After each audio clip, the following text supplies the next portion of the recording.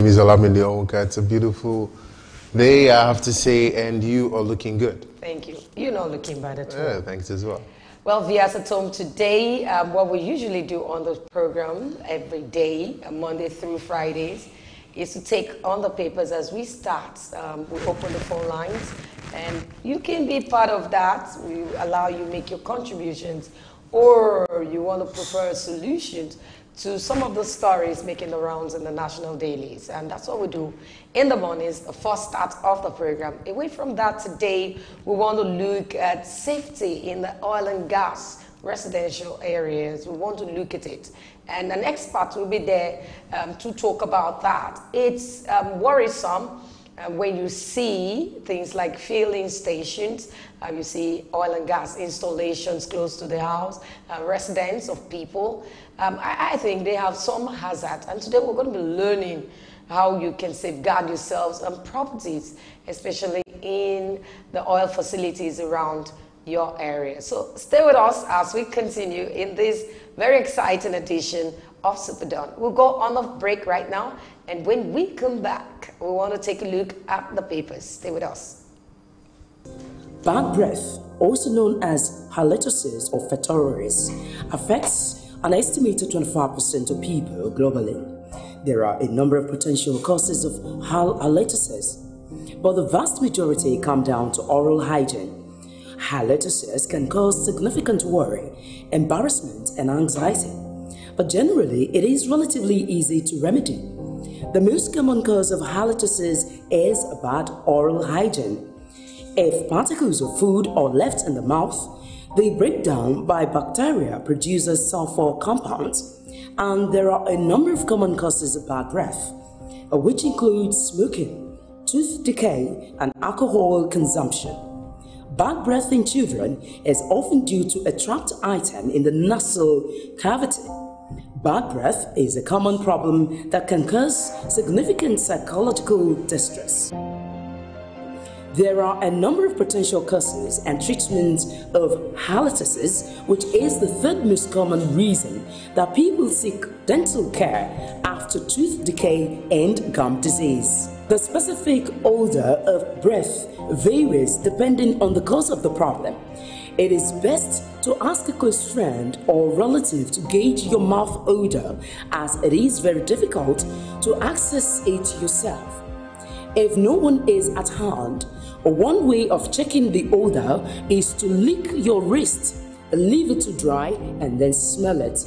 If it smells bad, there is a strong chance your breath also smells bad. Some individuals are concerned about their breath even though they may have little or no mouth odor.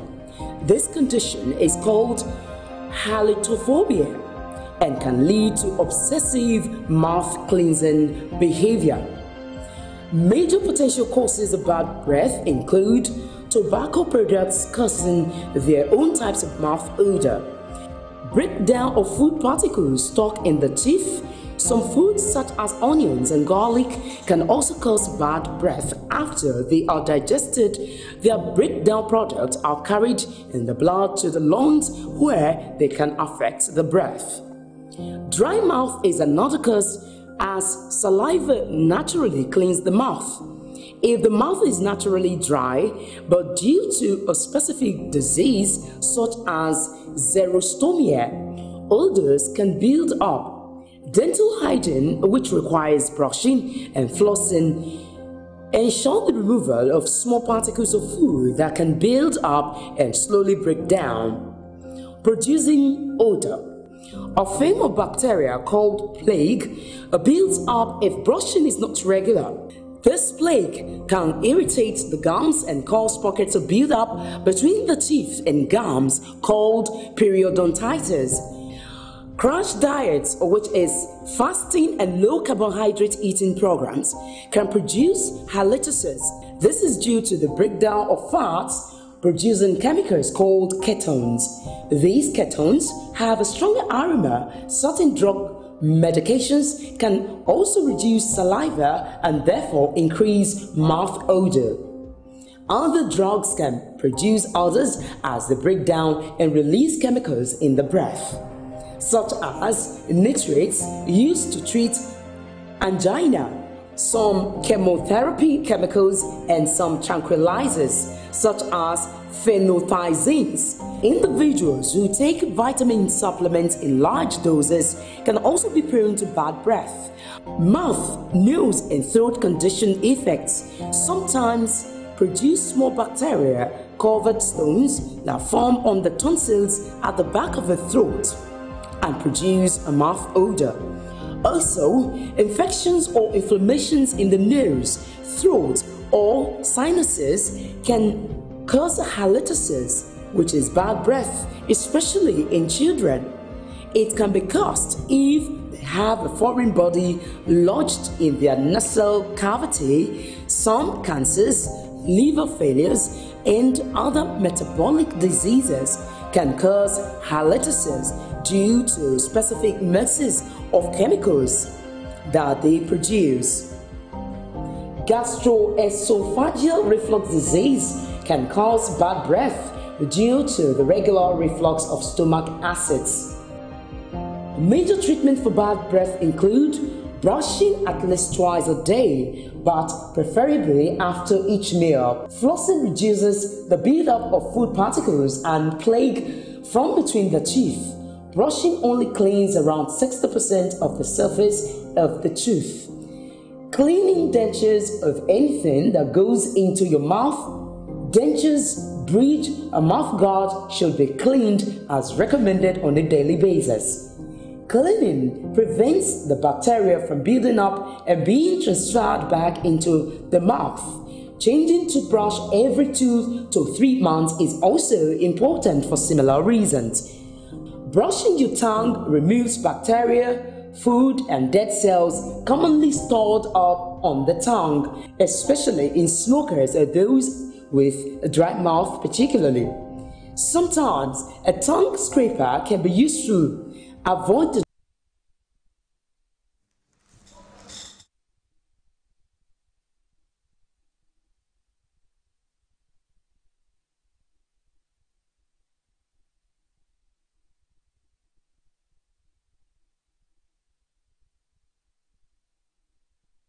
dry mouth by drinking plenty of water. Avoid alcohol and tobacco, both of which dehydrate the mouth.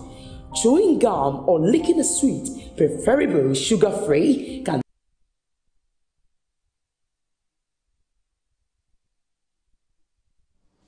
Welcome back. It's time for the newspaper review, and we'll start with the Daily Trust this morning.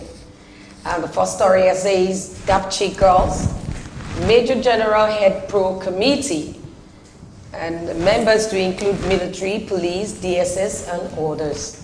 The federal government has set up a 12-man committee to unveil the circumstances surrounding the abduction of 110 students from a girls' school in Yobe State. The Government Girls Science and Technology College, Dapchi, Yobe State, was attacked by insurgents on Monday last week.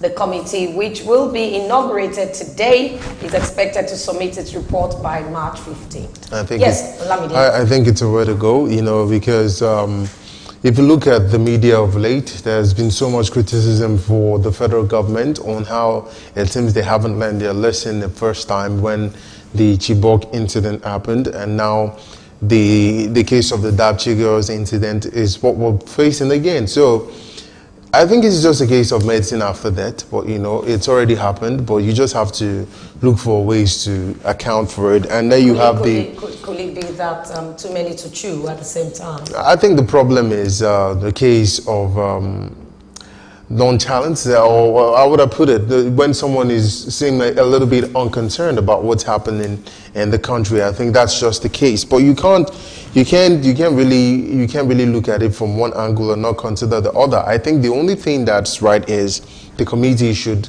go ahead, make their investigations, come and submit a report that Nigerians want to listen to, like a viable report, something that would serve. Because it's a concern to me where this had happened before and it's happening again. That's a concern. It's a concern for everybody. Because you don't know, it might happen again. That's the thing. But we had a security expert yesterday, Colonel Shubo, not Jim.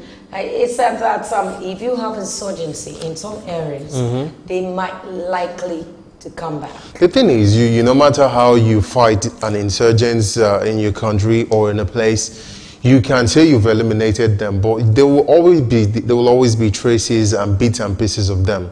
I mean, you can't totally eliminate the sect or radical group. It's impossible, because there will always be some elements of them left, and that's just what we're seeing. Remember that the military came and said that they've actually defeated the Boko Haram, and then again you have the Boko Haram coming to kidnap some girls in their schools.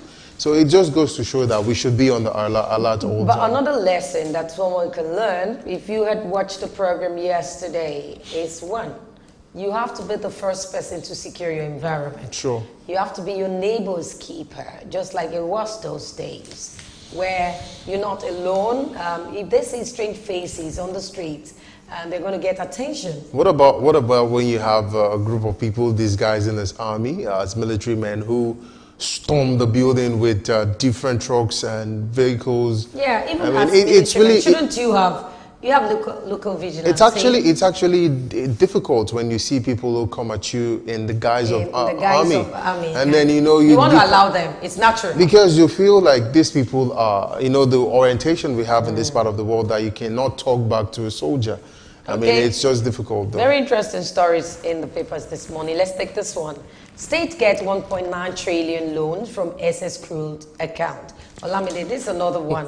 But I think, let me read that first so we can get that. The federal government said as one of September 2017, it has disbursed a total number of 1.9 trillion loan to states from SS crude account. That's this ECA.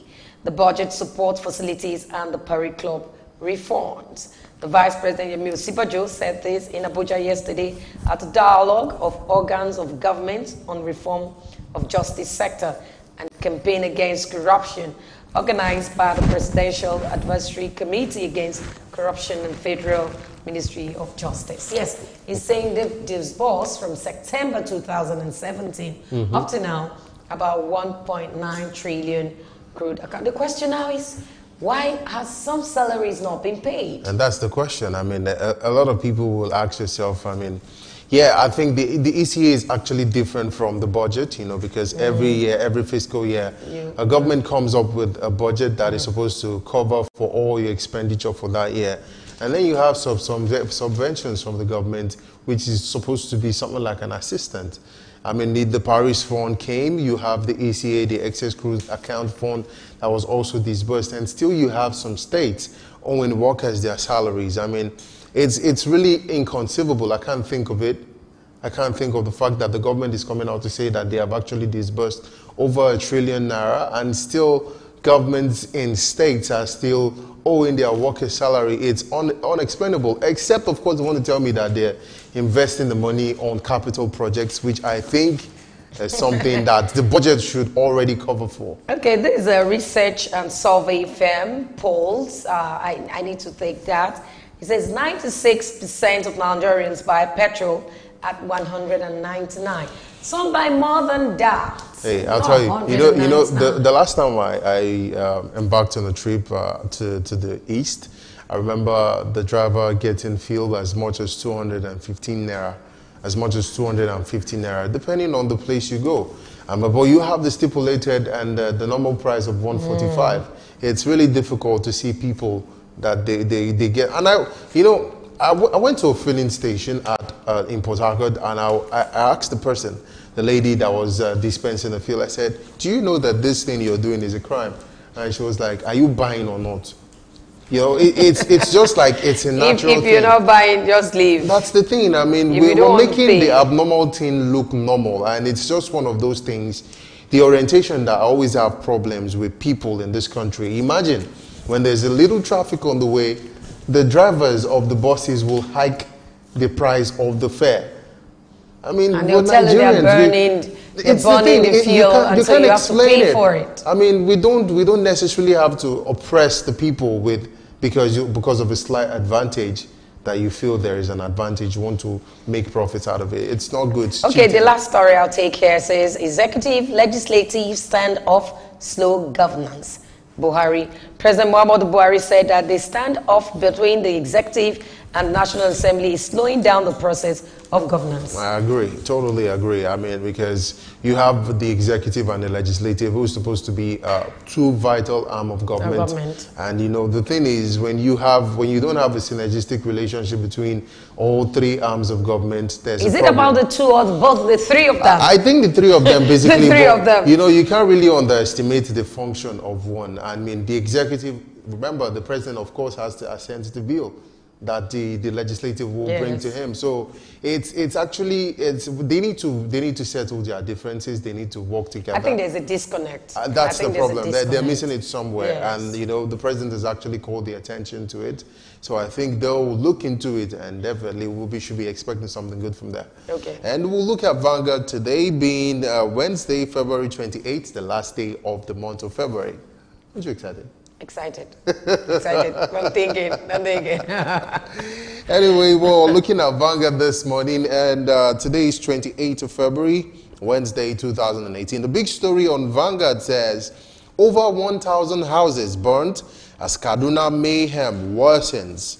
And it comes with 3 riders, and the 3 riders says 18 persons arrested as death toll rises to 12. And the police recover petrol bombs, other dangerous items. And the last one says, Senate cautions religious political leaders against hate speech. Vera. Yeah, I'm against it because that's the challenges. Those are the challenges we have in Nigeria, where we fight and we kill ourselves over religious, social, economic issues, over ethnicisms. We fight ourselves over that. But I don't think that is right. I think we should look beyond fighting over religious beliefs. The truth is, I don't understand why I must kill you because of your religious belief. Your beliefs, because of your religion. I don't understand. And guess what? A lot of people are saying that what's happening here in Kaduna has a lot of religious undertone to it, and a lot of people are saying that it's because of what the people are saying, what the clerics are saying, the Muslim clerics, what the Christian clerics are saying, and a lot of people said, okay, because of the easy way it is to manipulate the people to wield weapons and kill each other. That's the result of what we're seeing. When you're an extremist, when you go beyond the normal, it's all about brainwashing people. It's not, but I think education is not even helping them out. Wow. Where you say, hey, you're not the same religion of mine, and so we cannot think alike, so we're not the same. I think we need to begin to preach peace amongst ourselves. You know what I'll do? I'll just take some part of that story. There's no fewer than 1,000 shops and several vehicles were touched in the violent clash that occurred between Christians and Muslims. Continued on page 5. Between Christians and Muslim youths in Kaduna on Monday over girls as the death toll rose to 12 yesterday. Can you imagine? Okay, yeah, the story was about 2 friends or whatever fighting over a girlfriend, and I wonder and said, do we still have such cases in the world? We do. In Nigeria? We do. For Nigeria, I'm talking about not even the world. It's not about the world. Because we value our lives in Nigeria. You think so? And it's all about the emotions. You just have to learn to work on your emotions. It's gone beyond the Romeo and Juliet story. This one is now something else. Anyway, it's not funny, by the way. We'll look at some other stories here on Vanguard. This one says, IPOB Maso disrupt Igbo leaders meeting in Enugu, and details of that story is on page 16 of the Vanguard newspaper. And yesterday, the government released a list of the missing Dapchi girls. I think they released it, and the details of it, the total number of missing students by class was given, and JSS1 students, the numbers missing there were 8, and in JSS2 you had 17, in JSS3 12 girls, and SS1 there were 40 girls, SS2 you have 19, and in SS3 you have 14, bringing the total number of girls to 110 in total missing. It's really sad. And I think the government needs to come out now to begin to sensitize the people, especially those that their families were infected. A child is missing, it can be traumatizing. And I think the government needs to begin to send people or organize seminars for those parents.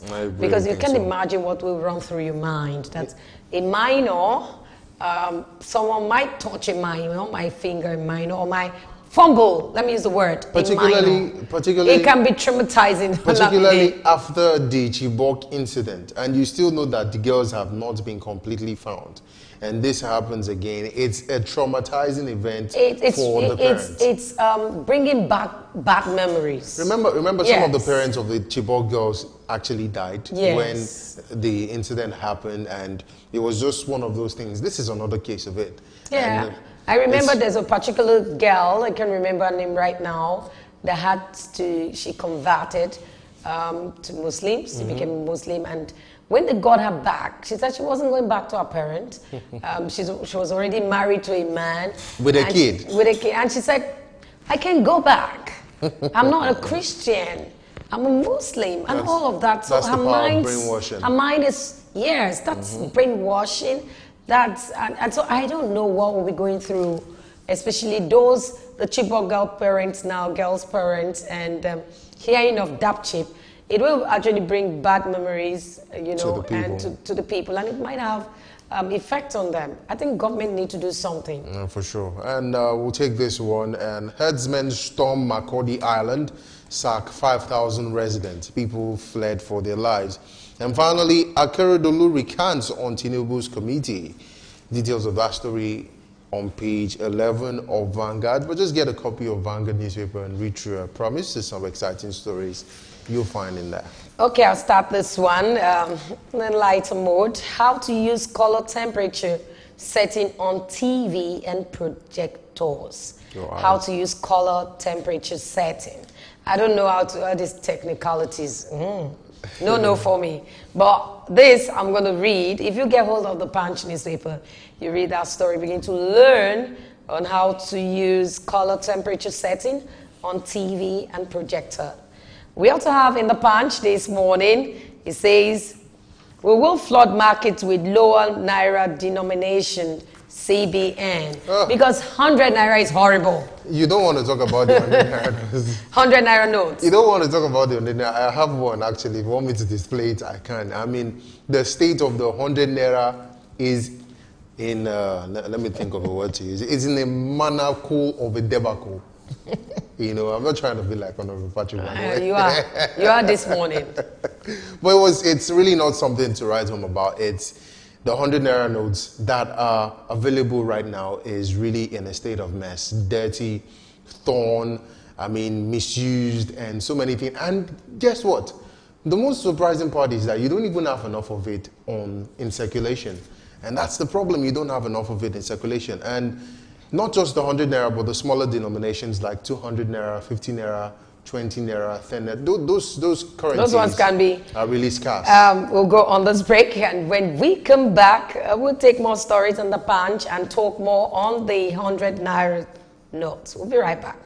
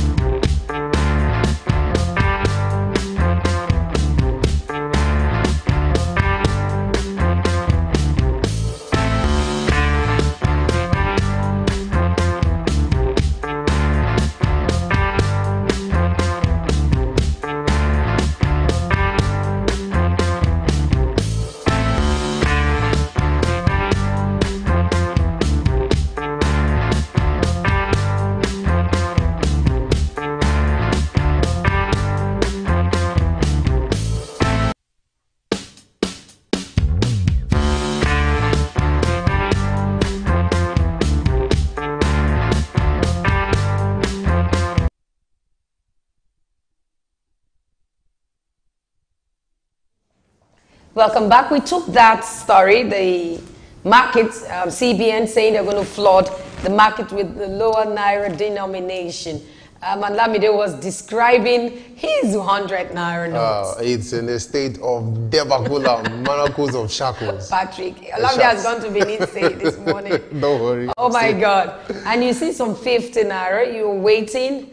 Some of us that can see properly, we want to see through if it's actually Naira. 50 Naira. It's really... And you don't know which one is original, which one is the genuine one, and which is the fake, because they all look in... Thank God they're bringing it. Don't let us talk more Manacles about and shackles. Anyway. Speaking in tongues. It's all okay, right, we have this one here. A not too good story. Olamide took that one. Death toll in Kaduna communal crisis hit 12. And this APC neck extend Oyegun's tenure. Olamide. Wow. I thought by now the man should be on his way. Remember? But they brought him back again, saying they've extended his tenure. You know, we have some contradicting stories here on the nation as well. I'll take that, but reacting to that extension of tenure, remember they had the FEC meeting, the NEC meeting yesterday, APC NEC meeting, and I think one of the resolutions that they came to was the fact that they wanted to resolve the issue of the chairman and with the national chairman and the reconciliation officer and everything. But you know, I wasn't actually, I didn't know that his tenure was extended yesterday, because this one actually contradicts the extension of the tenure what we have on the nation. No tenure extension yet for Oyegun and others. And as the Governors Forum chair clears the air. They've extended it yesterday. I saw that. And maybe I should read it for those that didn't know that it has been extended. 2019 APC NEC extends Oyegun's tenure by 12 months. The chief John Oyegun's led National Working Committee of the All Progressive Congress has been granted a 12-month tenure extension. The committee tenure is to expire in June 2018. I think they meant 19. The tenure extension was the major decision taken after a 3-hour meeting of the APC National Executive Committee held at the party's National Secretariat in Abuja on Tuesday. So it's been extended by 12 months. Oh, it's a good one for the party, and some people might actually say it's not a good one because, remember, there's still some reconciliation process going on in the party where you have Tinubu who has been served with the responsibility of reconciling our group members, and some party. Remember, some segments of the party actually last week they took placards and then they started protesting that they wanted Oyegun removed as the national chairman of the party. But hey, you know, the NEC had their meeting yesterday and they came up with a resolution that this is what's best for the people. But you know, Tinubu himself also said last week that Oyegun is frustrating his committee. And so I thought it was going to be sacked. But now, you know, if you have Tinubu as a case, you are in trouble. But right now, he wasn't sacked, and he's extended his tenure. I think we'll just wait and see the outcome of this, but I won't be surprised to see some APC members defecting to other parties because of this resolution, if it's true, truly. You know, in Nigeria, when you talk about politics and the system of government, one will begin to wonder what kind of system and what kind of politics will play into this, yes, because if you have an ideology, you know what you want in life, you know the kind of things you want to achieve through your party, I don't think you'll be moving from pillar to post. Anyway, let's take this because of time. Federal government sets up panel to probe 110 Dapchi girls adoption. And here says, Chief of Air Staff relocates to Yobe. Now, Chief of Air Staff is relocating. I thought it was the police. Just like the Benue case where the IG relocated to Benue. Hey, we have so many stories here, and we see what the federal government is coming out to tackle the old case of the missing Dapchi girls, and it's not a good one, I have to say, but it's one of those things that the government is trying to make sure that the people at least have solace that the government is working and doing some of the things that they should be doing as the federal government of the country. But it's a good sign for the people. They will be assured one way or the other. Okay, we have the story, the Metro City Crime Court segment of the Punch. Not to a good story at all. Tear gas kills Lagos schoolboy as policemen hoodlums clash. Okay. And the cop, 3 others were killed also. Okay. That was pandemonium in the Alaka and Idioru area of Mushin, Lagos State on Tuesday when some hoodlums clashed with policemen from Area D Command. No. During the mayhem, no fewer than 5 people, including a policeman, 3 residents, and 8 people were reportedly killed. This area, God have mercy. Moshe. I know we have viewers watching us from there, but would love for you to call in. Are you scared? And tell us the situation report, exactly what it is like over there, you know, because we've seen cases of riots erupting in the past in that same region, and we've seen cases of protests and different things. But according to the story, there was some undertone of cultism related to that thing. So I guess the policemen that were actually on duty then were actually trying to stop the cultists from doing so many things. But it's just sad that a boy was killed, and that's just the thing that really worries me. But let me tell you this. Last night, that's Monday night, a man on Ilegba Street took delivery of hemp worth 7 million, and the police got the information about it around 11 a.m. The policemen, led by the area commander, Area D Mushi Akimbayo Olusoji, headed for the shop and seized the hemp.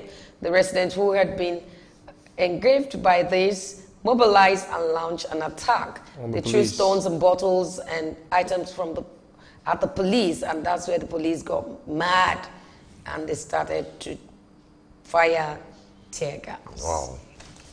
Okay, we have this one. I like taking the crime story once in a while for you to know that you don't have to go into such acts. Of course. NDLEA officers accused of adopting robbery in Lagos lawyer. It's in the papers this morning. Police arrest Laspo Tech security guards for murder and school kicks.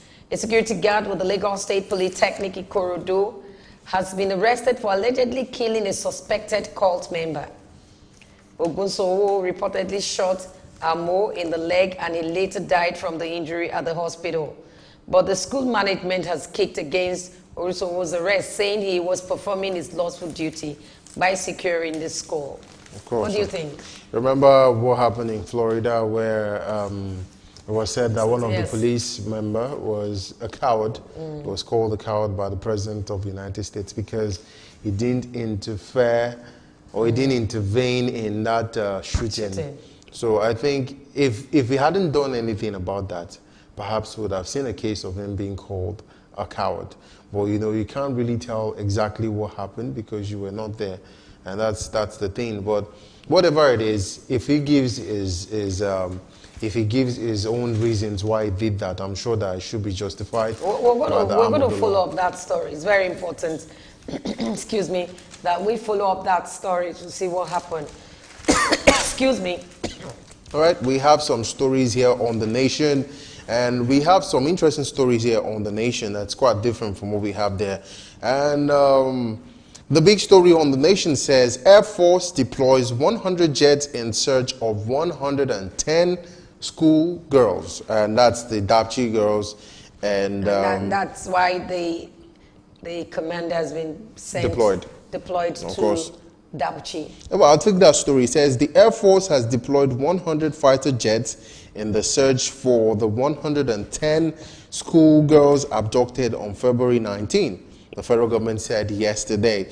Now, the students of the Government Girls Science and Technical College, Dapchi, Yobe State, were abducted from their hostels by terrorists. 20 of the jets have flown 200 hours as at Monday evening. Wow. What about the info we got that some of the girls were actually moved to Niger Republic? It was on the dailies. Yes, but they came up again. I followed that story to say that was a misinformation. So we're just waiting for them to give us the full story, and we're following it up. Okay, we'll see some other stories here. This one says, no tenure extension yet for Oyegun and others. The Governors Forum chair clears the air. I'll take that story. We'll see if it's quite different from what we have on the Punch. Yeah. The tenure of the National Working Committee and state chapter executives of the All Progressives Congress APC has not been extended. This is contrary to the impression created by Kogi State Governor Yahaya Bello yesterday that the National Executive Committee of the party had granted 1-year tenure elongation to the John Odijo Oyegun-led NWC and the state executives. Chairman of the Nigerian Governors Forum, Zamfara State Governor Abdulaziz Yari, said last night that what has been done is a mere expression of interest, and unquote. The power of the convention to extend tenure is exercised only by way of constitution amendment. So, I guess so this it's a conflicting story. This conflicting story is it's not funny. Where the governor Yahaya Bello said it's been extended during interview, and this is coming to tell us again that no, it's not being extended. I think we need to leave that story behind us until they get themselves. Of course. That's what I think we need to do. Okay, let's look at some other stories here. This one says UBA and Chinese bank signed $100 million loan deal. UBA and Chinese bank signed $100 million loan deal. There's some stories, interesting stories in here. And that story you took, cultism, 5 feared dead as thugs and police battle in Mushin. No fewer than 5 people, including a policeman, are feared killed in a cult-related violence on Monday and yesterday. 2 traders were killed inside Ladipo International Market on Monday evening by suspected cultists. A policeman, a hoodlum, and a pupil died during a clash at Idioro. It was gathered that the policeman was stabbed to death. When we say cultism, even while I was in school, I went to a school where, my first institution where cultism was something, you know, I was coming from Lagos, and I have not experienced things like that. I saw it different, and I was in a private hostel, and you see students with metal guns. It's not toy guns. Oh. And I remember this occasion where I wore a yellow beret. You know, then you want to feel, it was in the East, and I was coming from Lagos. I want to tell them I'm fashion conscious, you know, those kind of things. Fashionista. Oh my goodness. You know. And I wore a yellow, like this, a yellow beret. I didn't know that it's a symbol to one of these cults, groups. So I was just standing, and my hostel is just opposite the school. You just cross, and that's it. You get to the hostel. And so after school, I was just going back to the hostel when a cult guy gave me a dirty slap. That was when I know that, hey, these people, you know, I said, I didn't know what I did. And I started saying innocently, very young girl, and I said, excuse me, before I could say Jack again, another one. Robinson. And I said, do not ever use that color again in school. There's so many things that you just have to be conscious of. I think it's not today, but I'm still thinking, what can we do to eradicate or eliminate or stop cultism in schools? Not just in schools. I mean, everywhere. You see your local vicinity. There's so many things. Children lured into cultism, like what we see. It has degenerated to something else. It's so bad that a lot of people are now even afraid for their lives in school. I mean, I remember my school. If I share tales of my school, where you have students, cultists, beheading people. It's just so bad that you think... People in the school. Yeah, I mean, you think about it and you see people beheading another man, a man beheading another man. Not just one man, but 2. And it's really sad. I mean, and sometimes they lose their lives because definitely. They go into their initiation period. When you come to school in the next morning, you see someone with plasters or bandages everywhere, and they say they did initiation over the night. And some of them even died from the injuries they sustained. Please, if you're a member, please stop. I think you should just give your life just give your heart to Christ. Okay. Anyway, speaking about guns here, gunman, okay, if you see, there's a picture here in the nation that a suspected local gun manufacturer paraded by operatives of Operation Safe Haven in Jos yesterday. You can see local guns lined up everywhere. Unlicensed guns. Unlicensed, local and unlicensed. Take a look at it. See that? They are the ones that's manufactured and give to robbers to operate. Of course, of course. And customs arrest 3 fake job syndicates. About time. They should. I know it happened yesterday. The customs service had a press conference yesterday, and they paraded some people yesterday at the custom office Ikeja. Although I wasn't there, but some colleagues were there, and they called me to say, hey, you need to cover this story, but we'll talk about that some other time. People who pretend like they want to get you a job, and then just to get to exploit you. Imagine someone doesn't have a job, a jobless man, goes to a company who pretends to be a company that recruits people, and then they're asking you to pay 2K. Not just times 100 people. You're saying 2K. You're going to talk 2,000. about 2,000. Some people tell you bring 5,000. That's the registration fee. You that you're looking for a job. For a job. A person that is looking for a job, and someone is telling me to bring 5,000 naira. Out of where? From where? How will I get it? Then people will struggle. Their mother that is selling pure sachet of water, pure water, and their parent, their auntie, their guardian that is selling maybe tomatoes in one corner, one tray. They'll start looking for loans and looking for monies to give to you 5,000. Just to and go you have register. Thousands of people, 1,000 people will register, and that's fraud. It's fraud, big time fraud, and it's just something that I hope that the government will really address and look into it. Okay, finally on the nation sports. Mikel says, I'll be prepared for 2018 World Cup. That's coming from John Mikel Obi, the skipper of the Super Eagles, and let's see what the Super Eagles will do in Russia 2018. Well, Mikel is my man, but I don't know what he's doing in this club right now. China. I don't know. Yes, they're actually on when he break moved right now. away from Chelsea, I moved away from Mikel, but you can't move totally away from Mikel because he's a Nigerian and he's going to play for Nigeria. Of course. So, but when he left my club, Chelsea, I felt bad because I like his style of football and the rest. But he moved to China. And I thought there was no life in China. It's not about but that. I think he's doing very well. Remember when he left China, I think that was when he started playing his best football for Nigeria, if I'm not mistaken. Mikel is a very, very gifted and talented young guy. We've seen that. We actually discovered waiting for that in 2005. That was when Mikel came to the limelight, and before he made his move to Chelsea, of course, your club. And we know, but we're not dragging anyway. Nevertheless, even if we're not doing too bad, we're not doing too well now. But I know by the way, you were beaten by Manchester United over the weekend. I do hold you on that. Oh my goodness! I'm going to hold but you on that. I think Mikel will make us proud. All the Eagles will make us proud. I didn't like the outcome of the Falcon, the last match they played. Yeah. I never liked it, but I felt there was not enough encouragement from the government. Of course. If you watch the matches they played, you could see that they were determined to win. Yeah.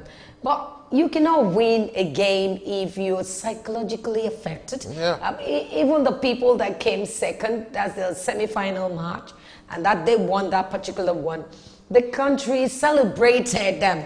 You know what it not is? even winning. You know what came it is? second, and the president is saying, "Come here, let's celebrate." That will give you a lift. And then the girls had to come to Nigeria and started protesting, refusing to leave their hotels and everything. But it's just one of those stories that you hope will not happen again. But this time around, remember the NFF has actually signed a deal with ITO, which is supposed to be enough to cater for all the Super Eagles needs at the World Cup. So.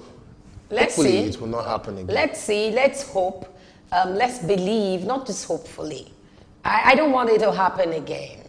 I don't want it to happen again.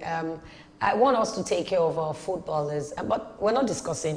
It's not a segment for football. It's just a story. But we just need to talk about it because it's a story that the football side of the papers this morning. We need to begin to care for our players. They make us proud sometimes, but we need to begin to sometimes. I love football. I might not be a good analyst. Football analyst. Sometimes. But I might not be a very good one, but I think I can manage to entertain you. I'll give you a B on that. Okay, but we'll go on a break right now, and when we come back, Superdawn will continue. Please stay with us.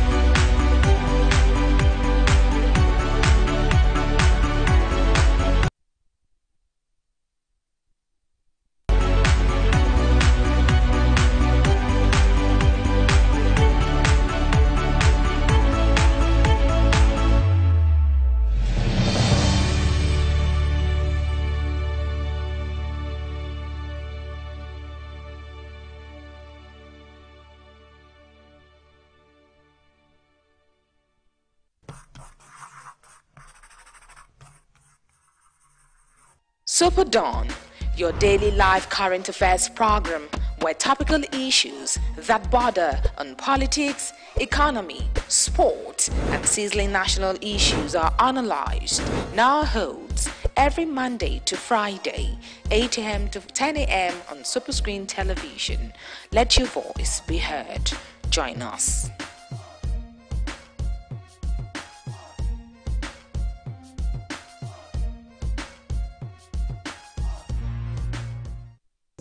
Bad breath, also known as halitosis or fetoris, affects an estimated 25% of people globally. There are a number of potential causes of halitosis, but the vast majority come down to oral hygiene. Halitosis can cause significant worry, embarrassment, and anxiety, but generally it is relatively easy to remedy. The most common cause of halitosis is bad oral hygiene. If particles of food are left in the mouth, they break down by bacteria produces sulfur compounds, and there are a number of common causes of bad breath, which include smoking, tooth decay, and alcohol consumption. Bad breath in children is often due to a trapped item in the nasal cavity. Bad breath is a common problem that can cause significant psychological distress. There are a number of potential causes and treatments of halitosis, which is the third most common reason that people seek dental care after tooth decay and gum disease. The specific odor of breath varies depending on the cause of the problem. It is best to ask a close friend or relative to gauge your mouth odor, as it is very difficult to access it yourself. If no one is at hand, one way of checking the odor is to lick your wrist, leave it to dry, and then smell it. If it smells bad, there is a strong chance your breath also smells bad. Some individuals are concerned about their breath even though they may have little or no mouth odor. This condition is called halitophobia and can lead to obsessive mouth cleansing behavior. Major potential causes of bad breath include tobacco products causing their own types of mouth odor, breakdown of food particles stuck in the teeth. Some foods such as onions and garlic can also cause bad breath after they are digested. Their breakdown products are carried in the blood to the lungs where they can affect the breath. Dry mouth is another cause, as saliva naturally cleans the mouth. If the mouth is naturally dry, but due to a specific disease such as xerostomia, odors can build up. Dental hygiene, which requires brushing and flossing, ensure the removal of small particles of food that can build up and slowly break down, producing odor. A form of bacteria called plague builds up if brushing is not regular. This plague can irritate the gums and cause pockets of build up between the teeth and gums called periodontitis. Crash diets, which is fasting and low carbohydrate eating programs, can produce halitosis. This is due to the breakdown of fats producing chemicals called ketones. These ketones have a stronger aroma. Certain drug medications can also reduce saliva and therefore increase mouth odor. Other drugs can produce odors as they break down and release chemicals in the breath, such as nitrates used to treat that they produce.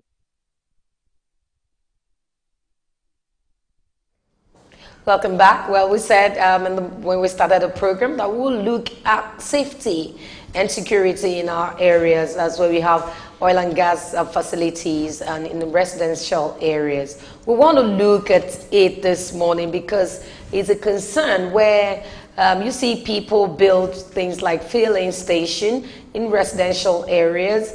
You see farm tanks, and some people have underground storage for fuel and the rest. We want to look at it. Olamide and I, we talk about that this morning. Olamide, this is growing fast than expected, where every businessman or a woman want to have a filling station because it's very lucrative.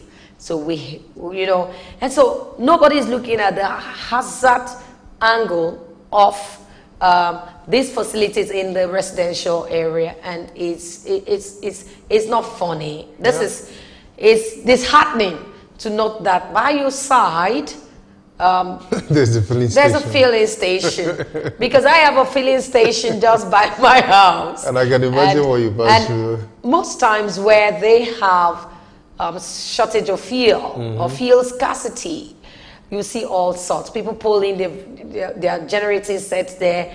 People come with different jerry cans, 2, 3, because of the black market guys, the sales black market. And I just say, hey, some people make phone calls there. Olamide, at times if I'm there or I'm passing through, what comes to my mind is, hey, God have mercy.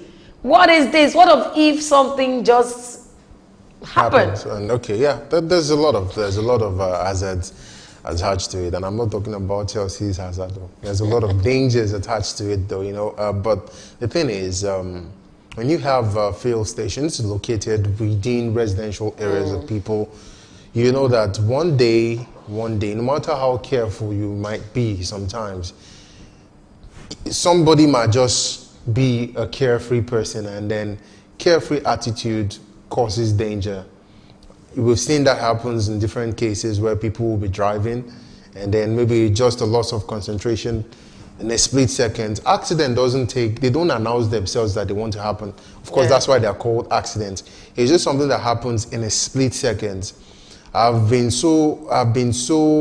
privileged to see an incident of a fuel station being engulfed by fire, and it just started like a blink of an eye. You don't even know where the fire erupts from. It could be from a mobile phone device. It could be from maybe someone carelessly smoking cigarettes. Like someone who wants to buy petrol at a filling station, smoking in his car. Yes. And then you don't know, these things are highly inflammable. They are very, very subjective to flames. Just a little one, and then boom, the whole place is on fire. Because when they are located in residential areas, you not only put the lives of the people working in the filling station at risk, you put the lives of the people who live beside the fuel stations at risk. It's a big one. Don't scare me this morning. I know that is true because when you build these facilities in the gas and oil in the residential areas, this has caused loads of fire disaster, claiming lives and properties, numbers of lives, properties. The thing is, because you cannot put gas with lights together. It's just like the cylinder in the house, your cooking cylinder. If you hear some people tell you what has happened to them, you know, through just maybe phone call or something happened, maybe their gas cooker, you know, everywhere get exploded and people die. I've actually lost someone through the process. I mean, it's not something that brings good memories to me. It's something that whenever I think about it, and I think about the fact that I've lost someone through the hazards of gas cooking, and it's one of the reasons why my mom actually opted for a stove, you know, because it's some people will say yes, it's a primitive kind of cooking, like you're going back to the days of the early men when they used to use stones to start fire. But you know what, she's okay with it, and some people are actually okay with cooking stoves and everything, because you know, kerosene, unlike fuel, you can actually control that when it happens. But fuel, this thing spread like rapid fire. Wherever there's a smell of fuel, you start it, or gas, whenever you put the matches on, it picks up the smell, it picks up the smoke, and then moves like a wildfire. That's what happens. And the incident that happened, I told you I lost someone close to me. According to the gist, they could perceive gas around the place, but you know how you have a young guy, it flies from one end to the other. That's it. And you have someone who is really not very known to using the gas, is not familiar with the gas, and all he just wanted to do was get Indomie and, you know, get the noodles cooked and everything. Lights the matches and boom, everywhere on fire. Okay, that's why one is not very comfortable. If you come to my house, I'm not very comfortable if I say, please go and cook. Even as an adult, I try to say, hey, are you used to my system, my gas system? You have to. I try to perceive when I perceive anything like gas. But the question now is, all of this filling station, bar, residential areas, storage where people put farm tanks in residential areas, do they follow the national standard? Because they have national standard, and the regulatory bodies, are they monitoring this building? Because before now, filling stations, kerosene depots, you hardly see them in residential area. They've been put outsketch the town. But as I grew up, that was what I noticed. But as I was growing up, it became different, where you see people look for land on the express, where you have people reside in there, and hey, they're making money. It's a thing. Just like like where I reside. It's the back of my house, the front of my house is a filling station, so we're sharing the same fence. With a filling station. Every time I hear or perceive any gas smell, I say, God have mercy. I rush to my cylinder, right from the cylinder, I switch it off. Not even from the gas. I say, God have mercy, because it's not safe. You know, we were talking about safety here. First thing you should look out for is, why would someone situate a fuel station close to a building? Why would you put a filling station close to a residential building when you have people inhabiting there? It's just something that goes to show that there's really no much form of regulation. I mean, when you want to situate such fuel station, there should be some gaps, measurable gaps between you and the next residential building. In other words, if you're going to situate a fuel station here, there should be some reasonable yards or meters between this fuel station and the house. So in other words, there should not be anything joining the fuel station and the house.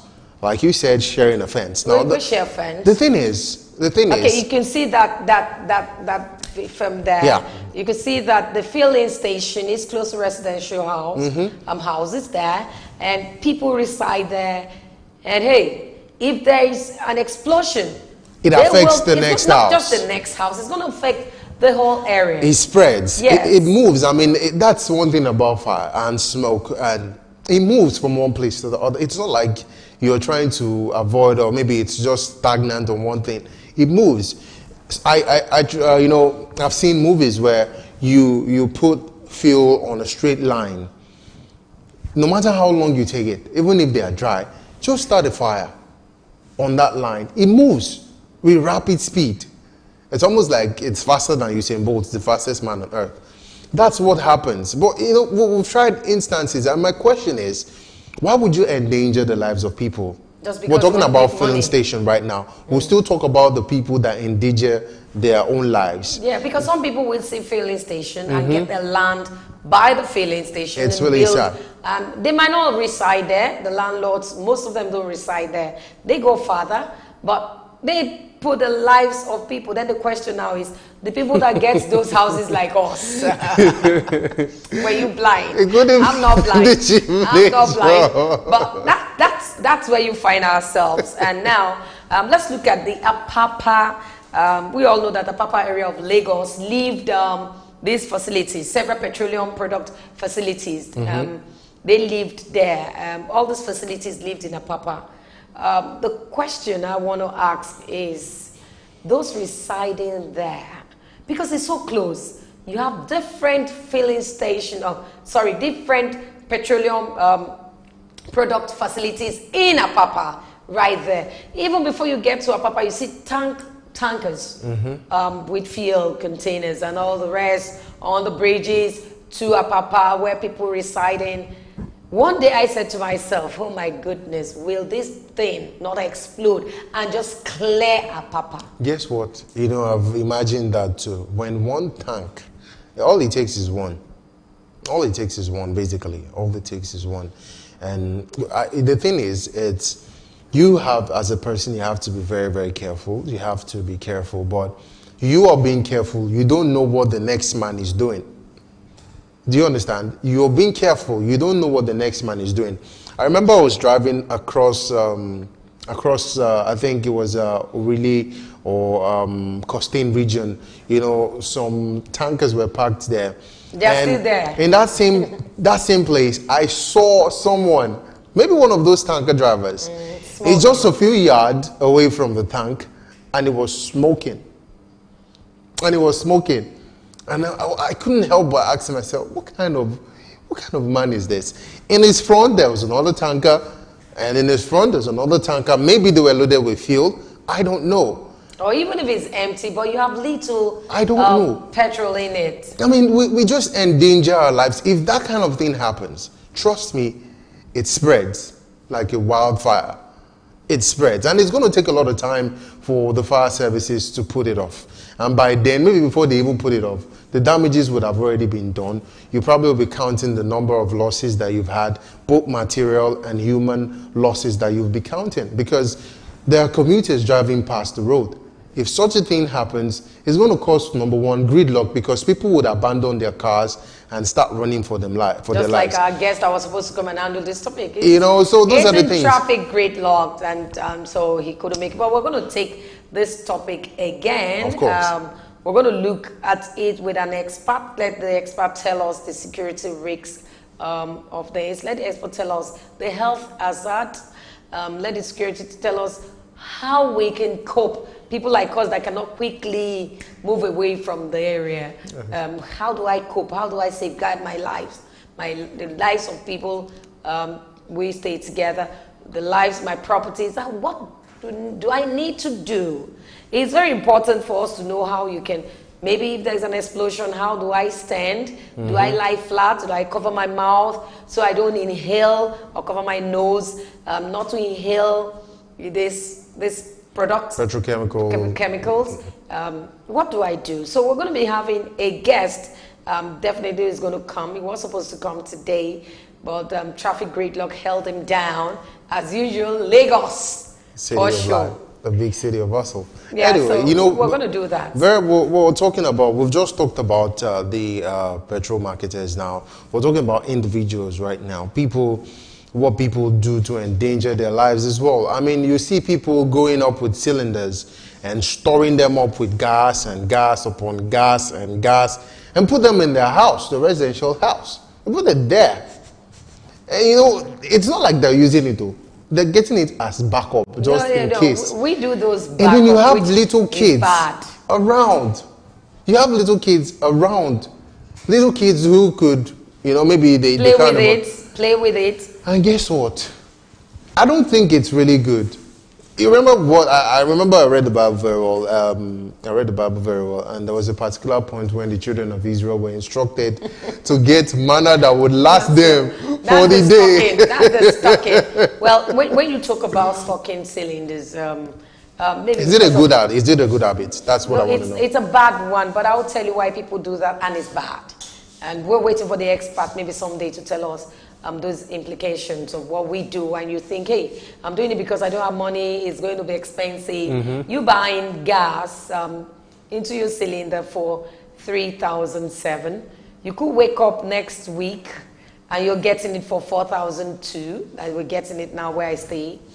And you wake up the next minute, you're getting it for $5. So what people do is, if it comes down to $3,500, I'm going to fill in all my available cylinders. I'm going to fill in all my cylinders. That will last me before the government come with their prices, before the individual come with different prices. And not only the cylinders, people feel at home. Of course. Because of the situation we have in Nigeria. Of course. And you see them coming up with excuses like, oh, I don't know when the fuel is gonna come down and everything. I mean, even if you want to store your petrol, there are devices that you can actually construct. You could create metal tanks. People do the metal storage. You could do metal tanks, but you see people getting it in plastics. People getting it in plastics that are very susceptible. I'm not supporting that, but it's the Remember, economy. Plastics is also inflammable. Those are the things that we're looking at. I'm not supporting that. We must wrap up now. I'm not supporting that, but people do that because of the economy. And I say to myself, I'd rather live than to die because of the economy. So it's not advisable to store all those things. Don't worry, God has provided that one. Who provide again? Of course. You to die and miss all the goodies God has for you. But this is where we come to an end of this segment, Olamide. We'll go on this break now. When we come back, Superdawn, Super Sports will continue with Brisbane. Stay with us.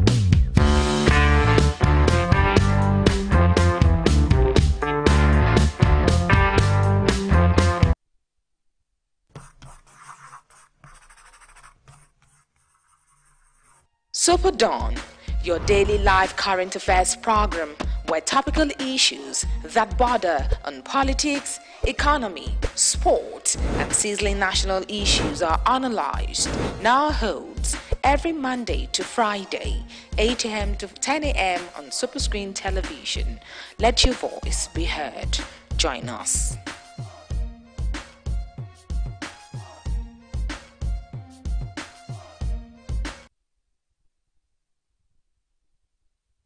Welcome back, it's sports segment, and I have Prince Will Ovieson here.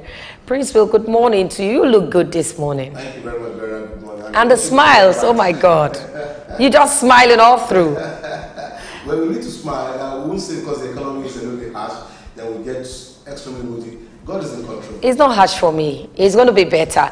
But some people are not smiling right now. Some sports lovers, the Chan Eagles, the Chan Cup, the people that went to play for us, they are still waiting. Just like I said when Olamide was there, that, hey, what's happening to our sports people? They are still waiting for their reception. Prince Will, what is happening? It's very unfortunate. These are young men who have gone out to give their very best for the country called Nigeria, and twice their reception has been postponed. Why? Right now it's indefinite.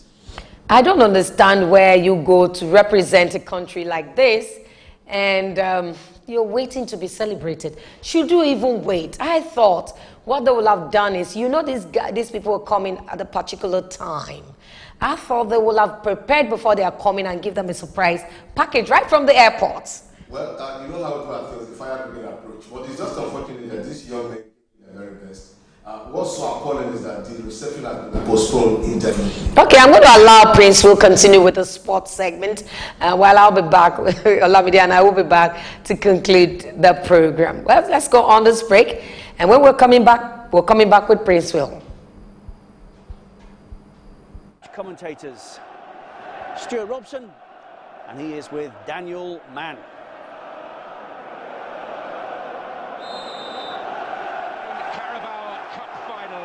Is underway. The destination of the first major trophy of the season may well be known in around a couple of hours' time, maybe a little longer, we shall see. Well, a couple of things to point out straight away. It looks as though Jack Wilshere is going to play on the left-hand side, which would be a surprise. Not his favoured position. Aaron Ramsey's going to play in central midfield here, but there you see Wilshere out on the left, up against Walker. Far up against Kyle Walker there, as you said, and Kevin De Bruyne involved. And Kevin De Bruyne, likewise for Man City, is going to play on the right-hand side, and David Silva's going to play in the middle. So a couple of surprises from the coach. With Bellerin, which he has won, but Chambers is there. Sonny flying in to maintain the momentum.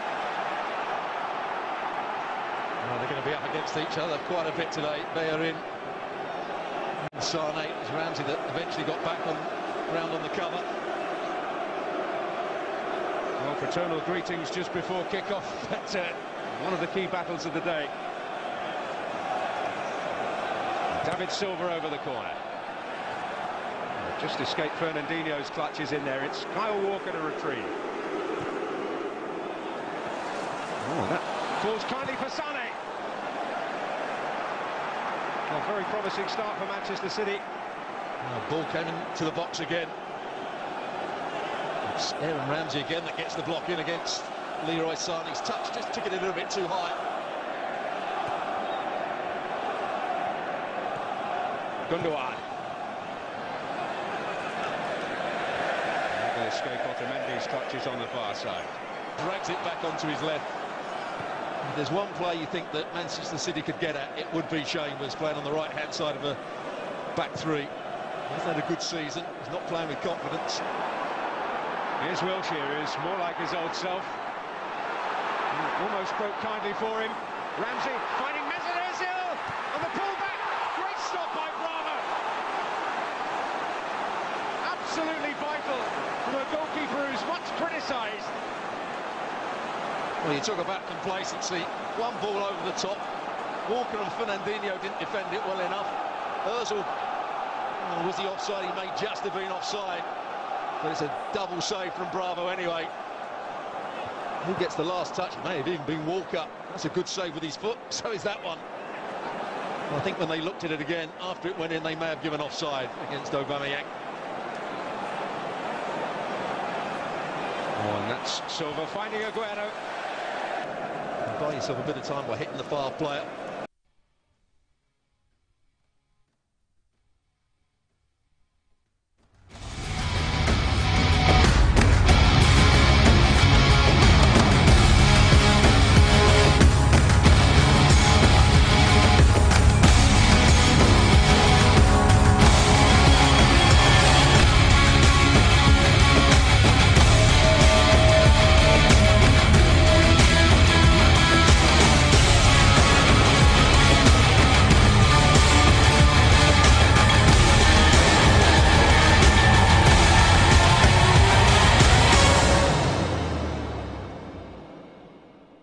Welcome back from that break. I'm very sure Arsenal fans will want to see that game. They were smarter badly in the Carabao Cup, that's the EPL Cup, 3-0. And they have a game against that same team tomorrow. We'll see how it goes. But this is the midweek edition of Superdawn Sports and the last one for the month of February. Yeah, the month is coming to an end. We give God all the glory that we're able to come down to do this program today, and so much more to talk about in the world of sport. Believe me, there's a lot going on right now as I speak to you. On our rundown this morning, we'll be looking at the Chan Eagles. The reception, the anticipated reception, has been postponed, and you will ask why. Well, that's our own indices here in the country. We don't recognize those who deserve to be recognized. We also look at the NPFL games are coming up today, mouth-watering games. The game between Enugu Rangers and Plateau United is a cracker. We'll talk about it, and not forgetting as well that the NFF has also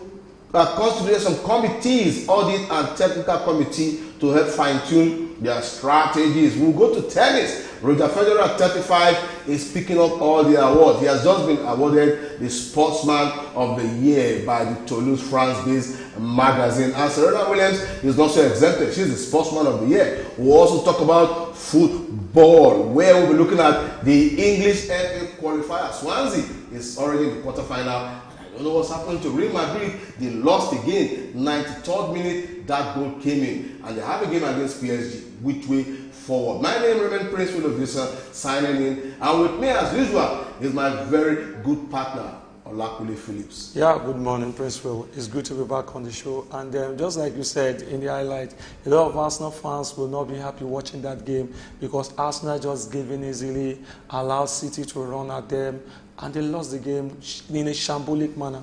Talking about the shambolic manner, there's a player who moved from one club to the other. What is the impact? Those of you at home, the telephone numbers will be on the screen. You can call us and tell us your own view. Sanchez has it really impacted Manchester United so far? Well, time will tell. Let's come back to the home front. The Chan Eagles, they went, they saw fine. They didn't conquer, but their performance was tremendous. Yeah, that was the best performance we've actually recorded since Chan tournament.